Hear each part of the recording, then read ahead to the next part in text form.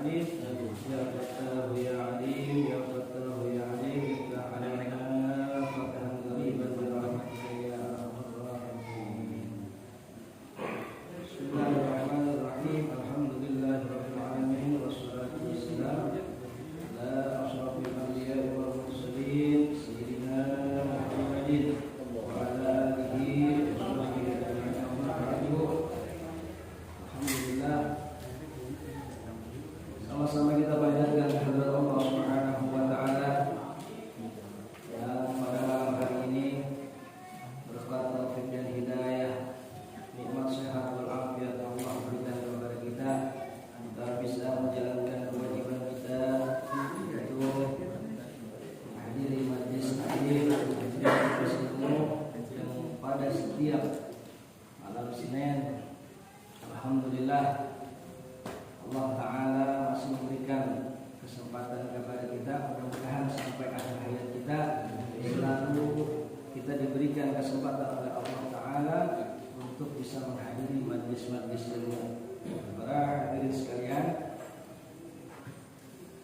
melanjutkan daripada pembahasan kitab Nasaihul Ibad sampai mana ya?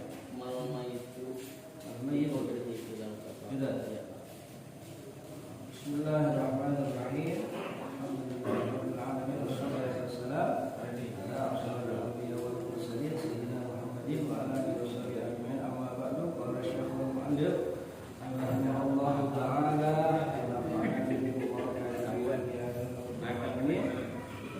Allah sallallahu alaihi wasallam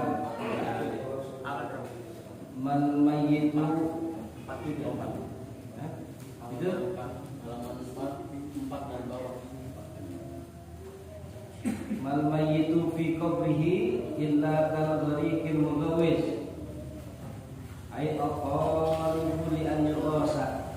Tidaklah mayit itu fi qabrihi di dalam kuburnya kal ghariqil mugawis, seperti orang yang tenggelam. Al-Mugawis, orang yang lagi minta tolong.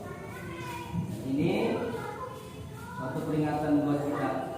Artinya ketika kita masuk, dan itu pasti akan kita alami yang namanya alam kubur.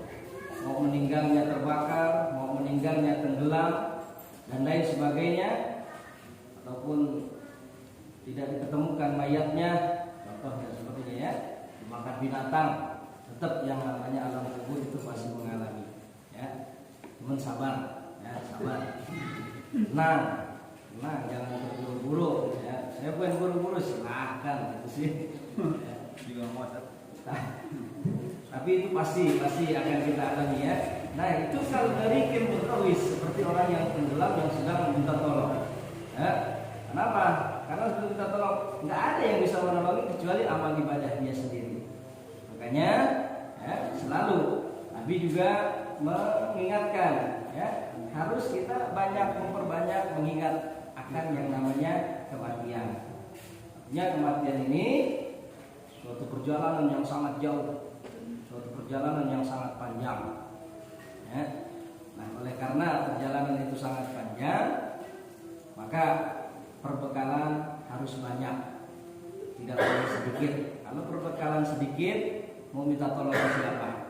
Ya, tapi insya Allah kalau orang-orang Muslim, orang-orang mukmin, ya, nanti dia bakal banyak pertolongan daripada keturunan-keturunan, ada kakaknya, ada adiknya, ada orang tuanya, ada anak-anaknya yang soleh dan soleha yang memintakan ampun untuk kepada orang yang sudah meninggal. Ya. Nah, nanti dalam hadis yang kemarin sudah dijelaskan bahwa umat Nabi Muhammad itu adalah umatun marhumah, umat yang disayangi, ya, umat yang dirahmati oleh Allah. Mereka masuk ke dalam kubur dengan membawa dosa-dosa mereka, tapi nanti ketika mereka keluar dari alam kubur, mereka sudah tidak ada dosa-dosa mereka, ya, sudah tidak ada dosa-dosa mereka. Apa penyebabnya? Banyak penyebabnya. Di antaranya doa orang-orang yang masih hidup memintakan ampun untuk orang-orang yang sudah meninggal. Itu. Yang kedua, ya, pahala orang bisa terampuni dosa-dosanya seperti mana? Ahli keluarganya mengucapkan la ilaha illallah. Man qala la ilaha illallah ya fi qalbi khalisan fi qalbihi, ikhlas dalam hatinya. Orang yang membaca la ilaha illallah khalisan fi qalbihi, ikhlas dalam hatinya, wa maddaha bil ta'dhim, dan dia memanjangkan menjadikan mad dalam lafzul dalalah. Jadi bacanya tidak la ilaha illallah, bacanya la ilaha illallah. Coba kalau kita perhatikan, satu bacaan la ilaha illallah saja sungguh-sungguh sangat dahsyat ganjaran daripada la ilaha illallah. Coba kita baca pelan-pelan saja. La ilaha illallah, la ilaha illallah. Baca wa maddaha, panjangin dengan mad. Bita'dhim, membacanya dengan ta'dhim. Orang yang begitu bagaimana? Ghufira lahu dzunubu arba'atu alafi dzanbin. Orang tersebut yang membaca la ilaha illallah dengan ta'dhim, dengan menggunakan mad, akan diampuni dosa-dosa 4.000 dosa. 4.000 dosa. Sahabat bertanya lagi, wa idza lam takun hadhihi dzunub ya Rasulullah. Apabila ini orang sudah enggak ada dosa lagi, bagaimana ya Rasulullah? Ghufira lahu dzunubu abawaihi, akan diampuni dosa-dosa kedua orang tuanya. Artinya orang tua yang sudah meninggal ataupun masih yang hidup akan diampuni dengan sebab orang yang membaca la ilaha illallah. Terus apa lagi? Wa idza lam takun hadhihi dzunub, kalau ini enggak ada dosa juga nih orang. Orang tuanya juga udah enggak ada dosa. Ghufira lahu dzunubu jiranihi, akan diampuni dosa-dosa tetangganya. Mudah-mudahan kita ini untuk tetangga kita yang orang selalu berzikir kepada Allah Ta'ala, sehingga kita tidak tahu mereka berzikir, dosa-dosa kita diampuni oleh Allah Ta'ala. Amin. Itulah untungnya orang yang bertetangga, orang yang bersahabat dengan orang-orang soleh. Itu satu. Yang kedua, banyak keterangan-keterangan orang-orang itu diampuni dosa-dosa ketika dia sudah masuk ke alam kubur. Antaranya apa lagi? Orang yang selesai melaksanakan sholat Jumat, dia membaca Subhanallahil azim wa bihamdi. Subhanallahil azim wa bihamdi. Orang yang selesai melaksanakan sholat Jumat, dia membaca Subhanallahil azim wa bihamdi 100 kali, akan diampuni dosa dia 100.000 dosa. Dan akan diampunin oleh Allah Ta'ala 24.000 dosa orang tuanya, kedua orang tuanya. Dahsyat. Bacanya paling enggak sampai 5 menit. Subhanallahil azim wa bihamdi, subhanallahil azim wa bihamdi, subhanallahil azim wa bihamdi. Karena ada tata caranya tuh ya. Setelah kita salam, baca musabbihat, alhamdulillahirabbil alamin, baca ayat Al-Fatihah 7 kali. Baca apa lagi? Al-Ikhlas 7 kali, Mu'awwidzatain 7 kali, 7 kali sebelum kita menggerakkan kaki kita. Sebelum menggerakkan kaki kita, orang yang demikian membaca musabbihat, pertama akan diampuni dosa-dosa yang lalu dan dosa-dosa yang akan datang.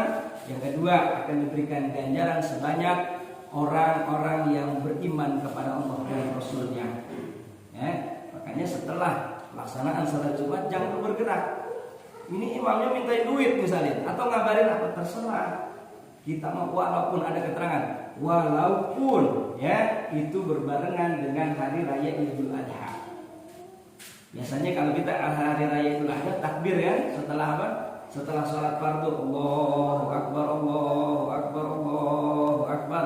Nah, jikalau itu berbarengan dengan hari Jumat, maka musabbihat dulu didahulukan baru membaca takbir. Kenapa? Fadilahnya sangat besar, yaitu orang-orang itu akan diampuni dosa-dosa dan akan diberikan ganjaran sebanyak makhluk yang beriman kepada Allah dan Rasulnya. Bukan hanya sampai situ, ditambah lagi oleh Syirah Abu Nuwas. Kata seorang waliullah, Abdul Wahab Asy-Sya'rani, beliau mengatakan, siapa orang yang membaca 2 bait, setelah dia melaksanakan sholat Jumat, maka dia tidak diragukan lagi meninggal dalam membawa iman dan Islam. Mana? Yaitu ilahi lastu lil firdausi ahlan. Coba baca ada. Wala aqwa ala nabil jahim wa habli taubatan waghfir dhunubi fa innaka ghafirud dzambil azim. 5 kali bacanya. Ya. 5 kali. Orang yang membaca itu atau wali kutub ya, Abdul Wahab Asy-Sya'rani, beliau mengatakan orang tersebut kalau meninggal dia dipastikan tidak diragukan lagi matinya di dalam membawa iman dan Islam. Ya, ya pelan-pelan, ayo sama-sama ya, sama-sama. Kapan lagi kesempatan seperti ini? Itu ibadah tidak berat. Kalau disuruh bangun malam berat nggak kira-kira? Berat. Kata yang nggak ngelaksanain, kata yang ngelaksanain mah enak. Kata yang nggak ngelaksanain boro-boro saya bangun malam, boro-boro kecuali lagi nonton bola, kalau saya nonton bola malah champion saya bangun. Ya. Kalau champion kira final saya bangun. Tapi kira kalau sengaja, waduh berat, ya berat. Tapi ini ada ibadah seperti ibadah yang enteng. Ya, subhanallahil azim wa bihamdi, subhanallahil azim 100 kali. Nggak sampai 5 menit bisa setelah sholat Jumat. Musabihat kita baca ya, baca lagi ya, Allahumma ya ghani ya hamid ya mudi ya mu'id ya rahim ya wadud aghnini bihalalika an haramika wa bi ta'atika an ma'siyatika wa bi fadlika amman siwak. 4 kali, ada yang mengatakan 70 kali. Orang yang demikian tidak akan diberikan kesusahan oleh Allah Ta'ala, akan dikayakan oleh Allah Ta'ala. Cuman pandangan kita yang namanya kaya banyak duit. Padahal mah kaya ketenangan itu kaya, tenang, enak. Ya. Siang malam dalam keadaan tenang, nggak gelisah, ya. Nggak gelisah, pokoknya enak aja. Ngeliat orang enak, ya. Nggak ngeliat orang kesel, ngeliat orang kesel aja kadang-kadang gitu. 4 aja ngeliat orang, masya Allah, ya Allah. Ngeliat orang kesel, ngeliat bini kesel juga kadang-kadang. Alhamdulillah min dzalik ya Allah, ya Allah. Nah, tapi kalau Allah kasih ketenangan kepada kita, enak kan? Allah kayakan kepada kita, kasih ketenangan, ya? Nggak gelisah dalam hidup. Nah, jadi walhasil nanti ini ada hadisnya ya, bahwa umat Nabi Muhammad dimasukkan ke dalam kuburan mereka dengan membawa dosa-dosa mereka. Ya, kita nggak bisa memastikan bahwa kita itu meninggal dalam keadaan bersih. Sebelum meninggal kita taubat dulu, belum tentu. Ya, belum tentu. Tapi kita minta mudah-mudahan kita bisa mentaubatinya.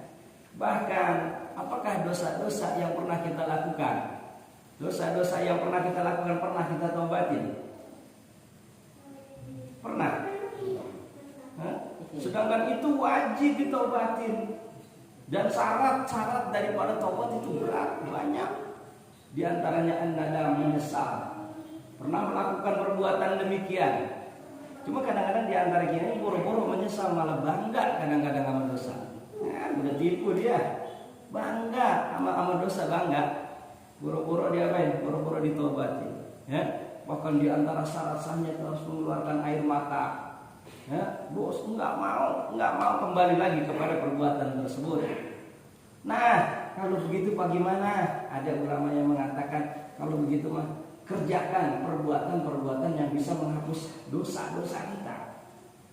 Udah dosa kita mah kita juga nggak tahu. Kadang-kadang sama dosa mah lupa. Sama kebaikan mah ingat terus. Justru salah kata Imam Ghazali, kebaikan itu lupakan. Kalau dosa-dosa kita ingetin. Ini enggak kebalik. Ya, kebaikan diingetin terus. Itu jembatan, kalau bukan kata gua tuh jembatan. Begitu terus, padahal jembatan itu 10 tahun. Tuh musola, kalau bukan karena gua tuh musola. Enggak bangun tuh musola. Aduh musola udah lama, tapi dosa dia enggak pernah dia ingetin. Yang diingetin apa? Kebaikan dia terus. Ya. Ada Imam Ghazali, jangan gitu. Lupakan namanya kebaikan kita terhadap orang lain. Ingetin kebaikan orang lain terhadap kita. Ghazali begitu. Dosa-dosa kita ingetin, ya, kebaikan kita lupakan. Ya, kebaikan kita lupakan.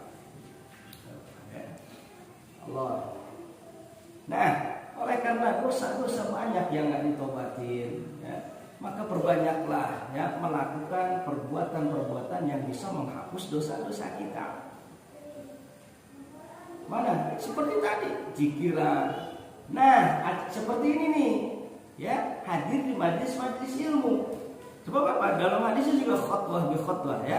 Kullu khutbatin, setiap langkah kakinya dia melangkahkan, dia mau hadir di majlis ilmu, kaki kanan ke atas, kiri ke bawah. Benar gitu?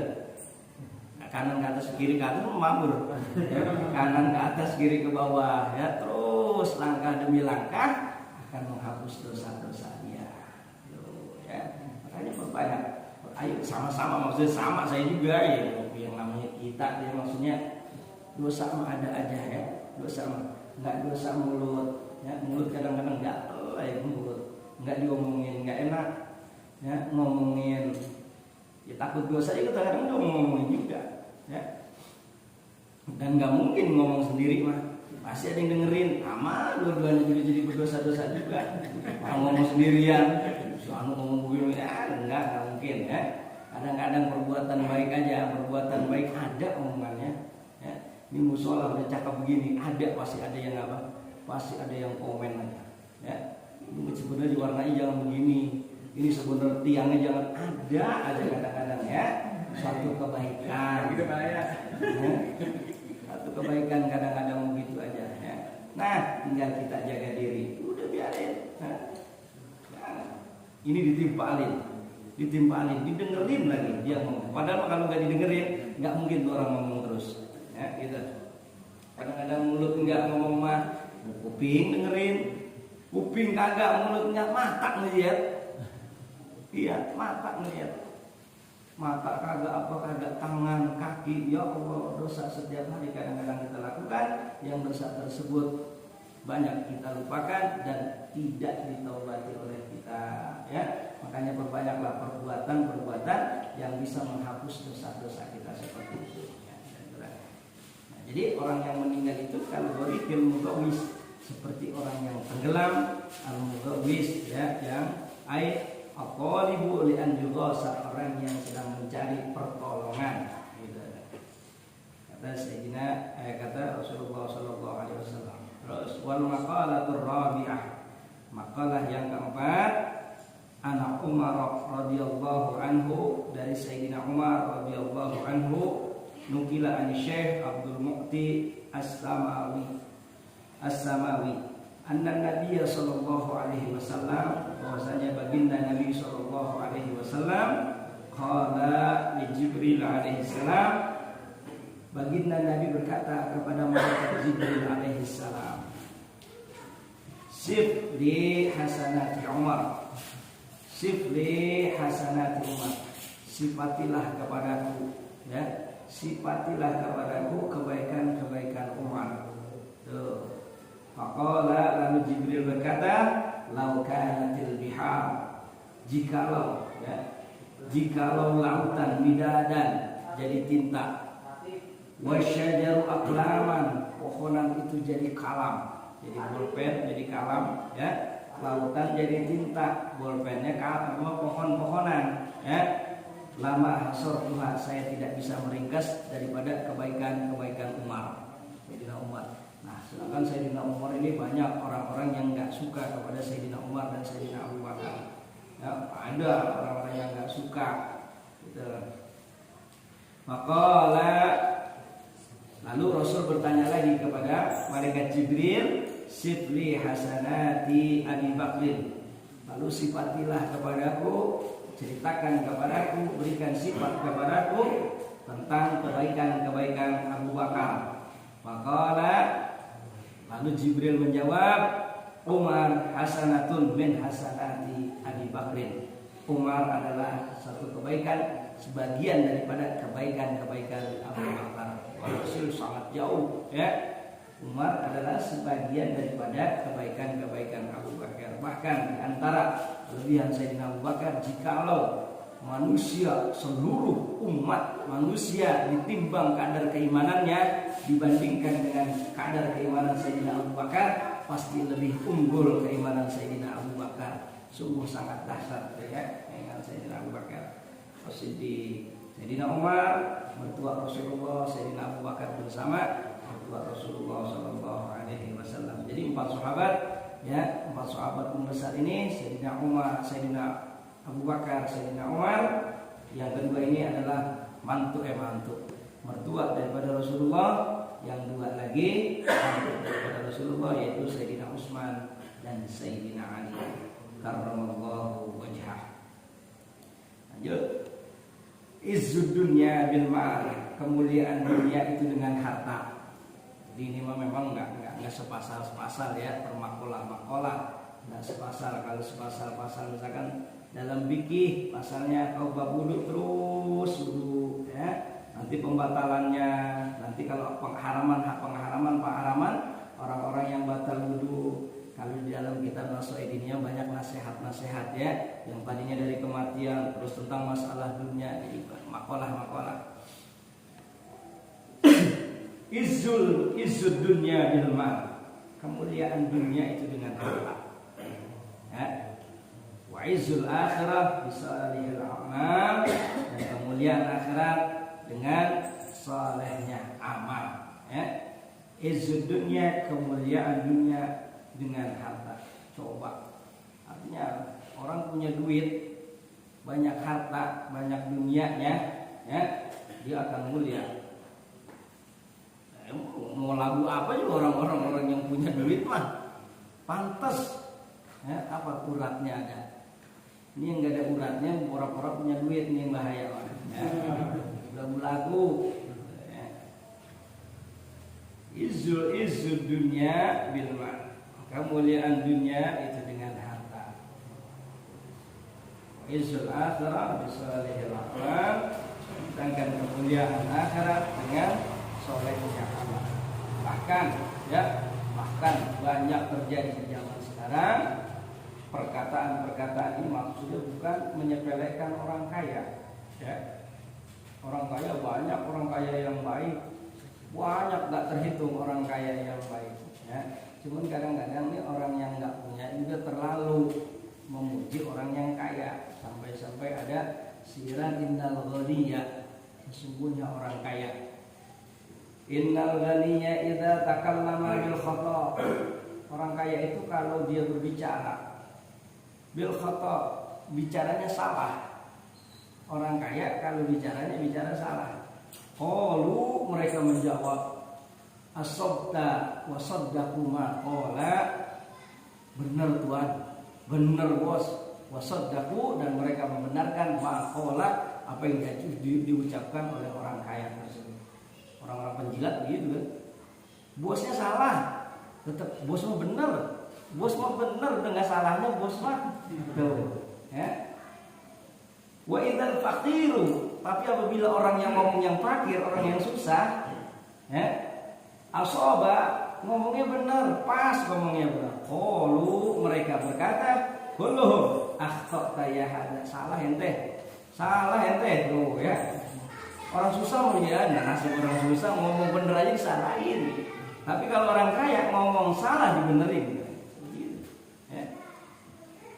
Wa qul tadulala, ucapan ente masalah, ucapan ente mah sesat. Tuh orang miskin mah digituin ya. Inna darahima fil amakini kulliha taksur rijal mahabatan wa jamala. Sesungguhnya uang itu, ya, fil amakini kulliha, di setiap tempat, ya, semuanya taksur rijal, akan memakaikan seseorang itu mahabatan wa jamala, suatu mahabbah, ya, suatu kewibawaan, wa jamala, dan kebagusan. Orang punya duit mah ada wibawanya, ya. Orang mau punya duit ada wibawanya, orang ada punya duit mah, ya. Fahiyal lisanu liman arada fasahatan, ya. Duit itu adalah suatu lidah buat orang yang ingin fasihah. Wahia silahu, duit juga sebagai suatu senjata liman arada qitala, buat orang yang mau membunuh. Ya, membunuh sekarang nggak harus dia turun sekian, ambil no dia no, umpetin dia no, udah beres aja kayak gitu kan. Amal sama duit. Yamsil fakiru wa kullu syai'in lidhu. Orang fakir itu kali lewat, ya, setiap sesuatu itu berlawanan sama dia, ya. berlawanan sama dia. Wan nasu taqluqudunahu abwabah. Manusia pada nutup pintu kalau orang fakir lewat. Wa tarahu mamkutan wa laysa bimudnibin wa yaral adawata la yara asbabaha. Terlihat permusuhan enggak terlihat sebabnya apa.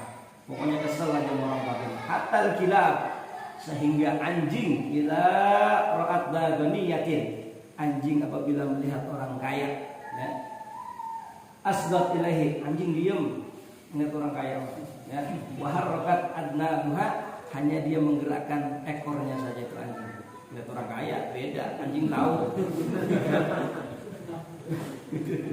Wa idza ra'at yawman faqiran, tapi apabila itu anjing suatu hari dia melihat orang fakir, ya, nabahat alaihi, menggonggong itu anjing. Ya Allah, nasib orang fakir ya, orang miskin. Anjing aja tahu, ya. Wa kasarat an yabuha, dia mukanya apa namanya, memperlihatkan taringnya. Ya. Ya Allah, nasib orang miskin. Anjing tahu, ya. Dari baunya tahu, dari baunya. Susahnya orang susah nih. Dia itu anjing menggonggong aja. Oh, hebat.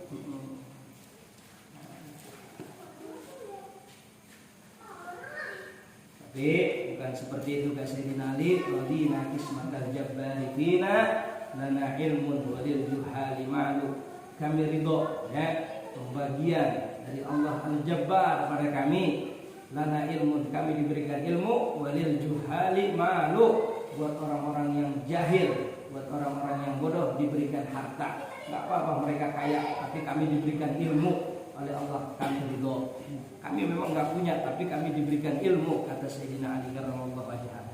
Wa izzul mali yaqna an qaribin, ya, kemuliaan harta yaqna an qaribin, nggak lama dia sebenarnya bakal hilang, ya, bakal hilang kemuliaan harta, ya.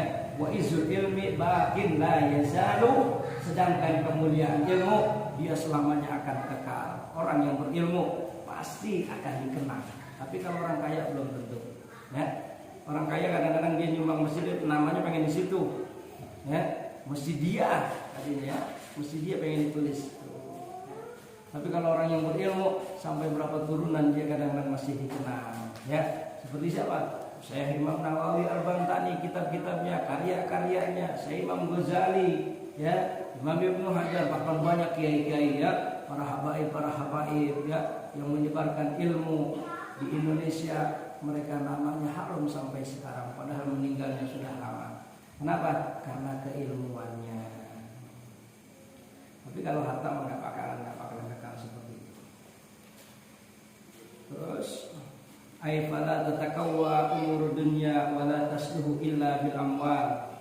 Dia tidak akan kuat perkara dunia, wala tasluhu, tidak akan maslahat illa bil amwal. Perkara dunia itu tidak akan maslahat kecuali dengan harta. Kalau dengan harta mah Allah bakal maslahat. Musola belum beres, ditunjuk sama orang kaya, beres, ya. Madrasah belum beres, orang kaya nunjuk aja, beres, ya.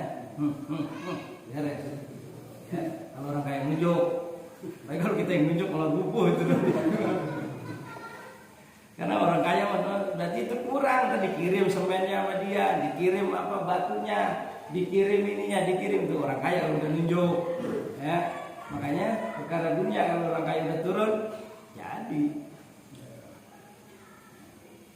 Wala tasluhu illa bil amwal, tidak akan maslahat dunia itu kecuali dengan harta. Wala tatakawwa umurul akhirah, dan juga tidak akan kuat perkara akhirat. Wala tasluhu, tidak akan maslahat illa bil a'mal shalihan, kecuali dengan amal-amal saleh. Sedikit lagi. Makalah khamisah. Makalah yang kelima. An Utsman radhiyallahu. Nah, kadang-kadang eling-elingan, kalau datang di tempat pengajian, kita dalam keadaan menjadi surga. Tapi kalau dalam keadaan maksiat, naudzubillah min dzalik, ingat buru-buru, ya, ingat buru-buru.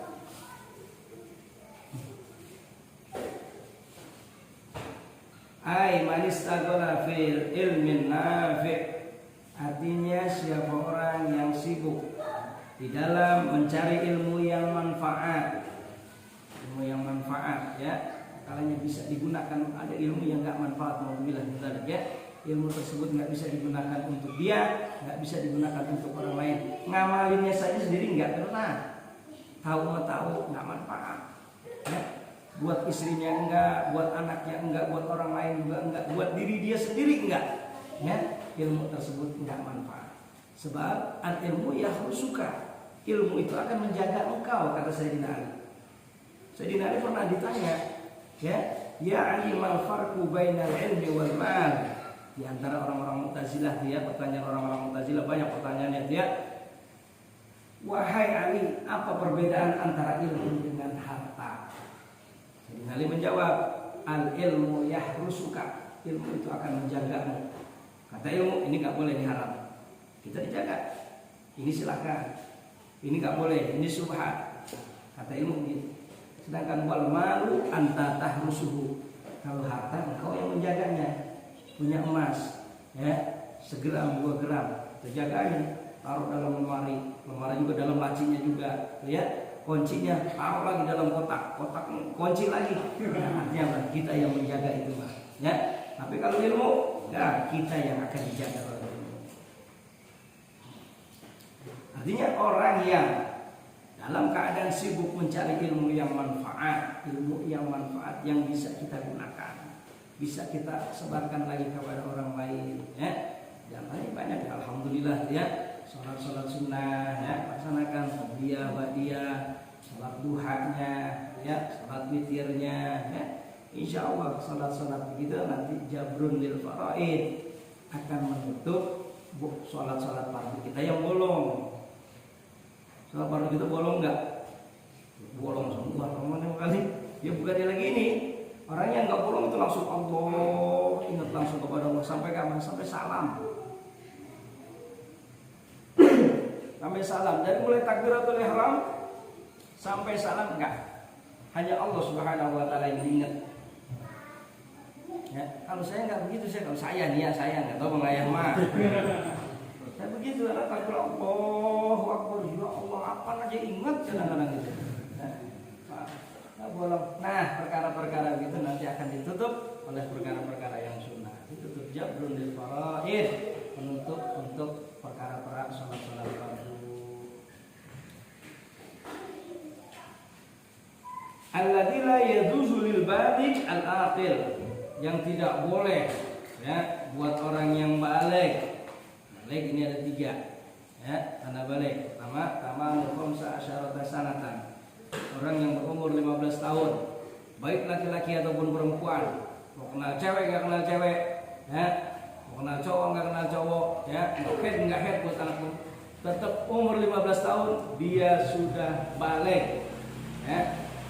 Tanda yang pertama, dia masa belum aku belum kenal cewek sih, takut sama cewek. Tetap 15 tahun nggak dipandang masalah kenal cewek apa nggak kenal ceweknya, berani apa kagak sama ceweknya, ya. Tetap. Atau dia umur 15 tahun tapi dia belum head, tetap orang perempuan, orang laki-laki kalau umur 15 tahun udah dihukumi baligh. Karena baligh itu, ya, satu masa di mana Allah Ta'ala memberikan taklif, memberikan hukum kepada seseorang. Di situ dia dikasih buku, ya, masalah yang wajibnya di situ kalau dilaksanakan dia dapat pahala, ditinggalkan dia dapat dosa. Tapi kalau belum akil baligh mah belum, ya. Kecil misalkan, ya, anak umur 7 tahun wajib buat orang tua untuk dia hanya memerintahkan saja, nyuruh sholat, ya, sholat. Dia belum sholat juga sudah, cuma berkewajiban saja memerintahkan anaknya umur 7 tahun untuk melaksanakan kewajiban dari Allah. Adapun dia tidak melaksanakan, dia tidak berdosa.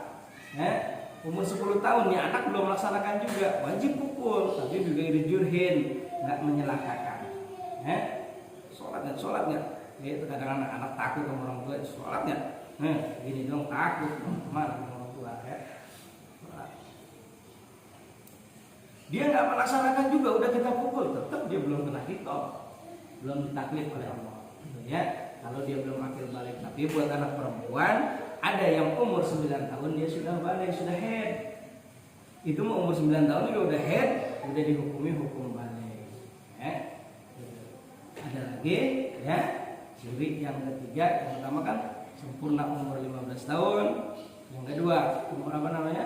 Yang kedua, haid buat anak perempuan yang berumur 15 tahun, 9 tahun, ya, tapi udah haid 9 tahun anak perempuan, maka itu dihukumi hukum balik.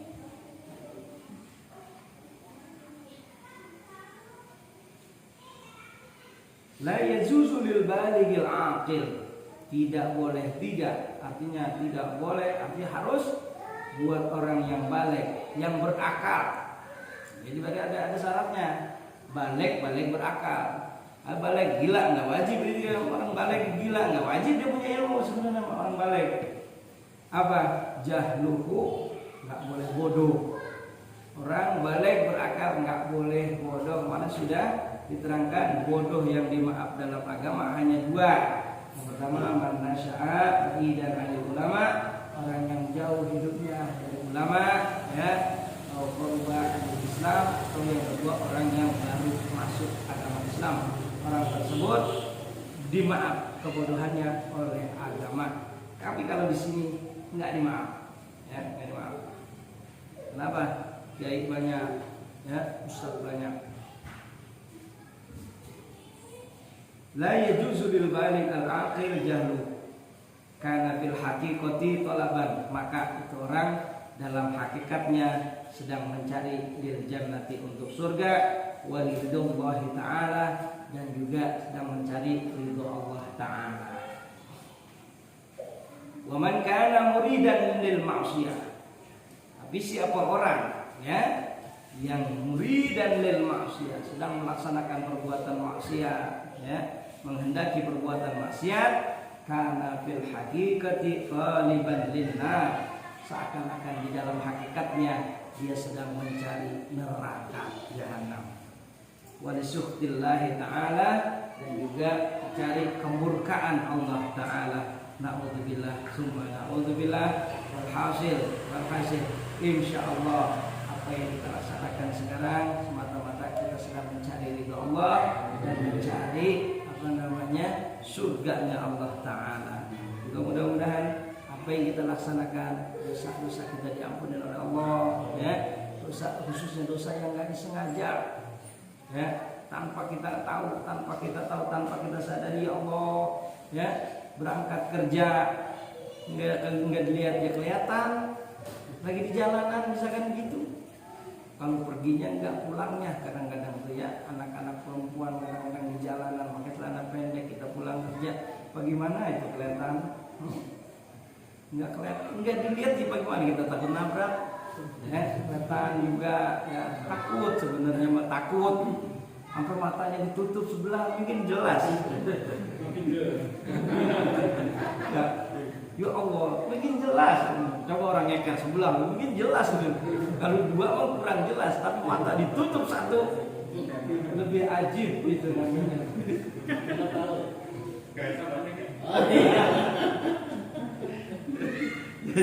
Ya dosa-dosa begitu mudah-mudahan, ya. Karena kita jalan, ya Allah, tahu-tahu kita lagi berhenti jelek ngomongin orang kedengeran sama kita, ya udah dosa-dosa juga. Mudah-mudahan dengan yang perkara-perkara ini dihapusin dosa-dosa kita, ya, dosa-dosa kita. Terus dosa orang tua kita yang sudah meninggal, ya. Pernah nggak terpikir sama kita, udah orang tua saya lagi ngapain, lagi diapain di alam kubur, ya. Pernah nggak kira-kira kebayang kayak gitu? Apalagi senang, apalagi nggak yakin. Kenapa? Kelakuan seorang anak sampai kepada orang tua diperlihatkan oleh Allah Ta'ala.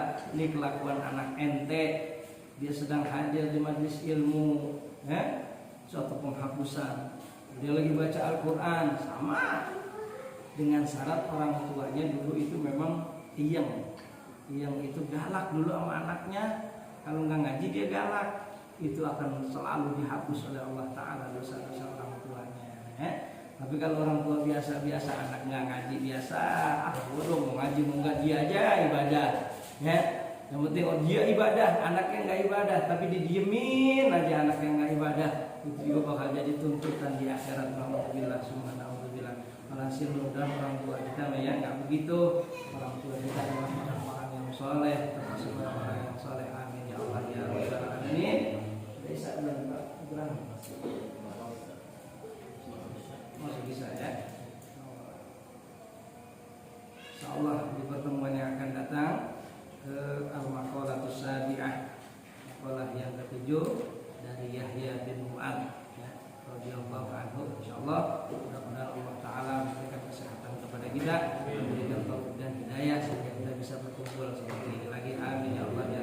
Amin.